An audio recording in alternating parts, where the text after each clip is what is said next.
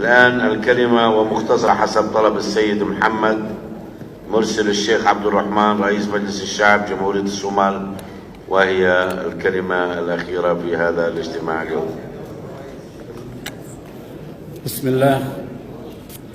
الحمد لله والصلاة والسلام على أشرف الأنبياء والمرسلين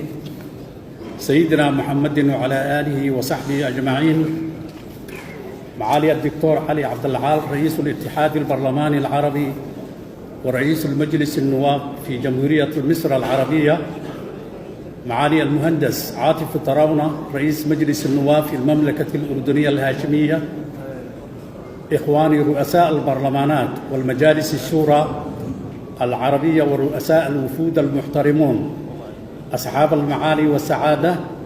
الحضور الكريم، السلام عليكم ورحمة الله وبركاته. أود في البداية أن أتقدم بخالص الشكر والتقدير إلى المملكة الأردنية الهاشمية الشقيقة وإلى جلالة الملك عبد الله الثاني والشعب الأردني على حسن الاستقبال وكرم الضيافة. كما يطيب لي أن أعبر عن خالص تقديري إلى معالي الأخ الدكتور علي عبد العال رئيس الاتحاد البرلماني العربي والسيد الأمين العام للاتحاد على حسن تنظيم هذا المؤتمر الذي ينعقد في هذه اللحظات الدقيقة والمهمة التي تمر بها الشعوب العربية والإسلامية. كما أقدم أحر تحياتي إلى جميع إخواني وأخواتي في رئاسات البرلمانات العربية على حضورهم المسؤول في هذه الجلسة المهمة التي تتعلق بشأن بيتنا العربي الكبير. أصحاب المعالي والسعادة، ينعقد هذا المؤتمر في ظل متغيرات إقليمية ودولية متصارعة وأوضاع وظروف سياسية واقتصادية واجتماعية وثقافية بالغ الدقة والحساسية، تستوجب علينا تكثيف التعاون ومواجهة التحديات وبذل كافة الجهود لتحقيق رغبات وطموحات شعوبنا والحرص على العمل على كل ما يلزم لتعزيز وتقوية العمل العربي المشترك. عندما نتحدث عن الوضع العربي الراهن تثار في أذهاننا على الفور قضيتنا الأم ألا وهي القضية الفلسطينية التي لا تزال قضية العرب الأولى والمهددة في ظل استمرار الخطط الاستيطانية والتهويدية التي تقوم بها إسرائيل في الأراضي المحتلة. ونؤكد أن استقرار منطقة الشرق الأوسط لا يمكن تحقيقه إلا بإقامة الدولة الفلسطينية وعاصمتها القدس الشريف. السيدات والسادة، إن جمهورية الصومال كغيرها من الدول العربية عانت من الإرهاب منذ عقود من الزمن، وشهدت أحداثاً إرهابية عديدة،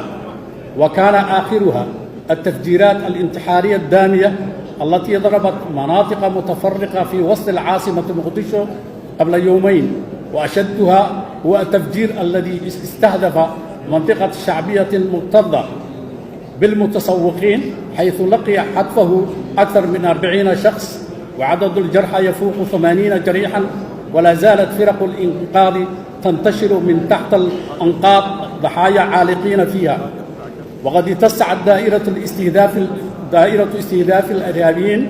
لتشمل المدنيين الأبرياء،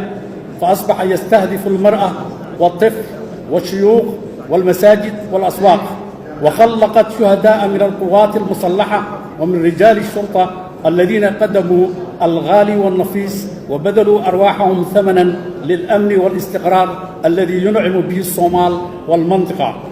فإن خطر التطرف والإرهاب وهو من أهم الأخطار التي تواجهه أمتنا اليوم، خاصة أنه قد مدد وأنه علاوة على ما له من أبعاد أمنية وعسكرية، فإن الأمر يحتاج إلى مواجهة تستدعي على درجة عالية من حسن تشخيص واختيار الأساليب، وبناء مقاربة تقوم على أساس المعالجة الفكرية والثقافية والفقهية، ولا يستبعد التصدي للظاهرة أيضا بالأدوات السياسية والأمنية التي تصون وتحمي الاستقرار والسلم الاجتماعي لدولنا وشعوبنا.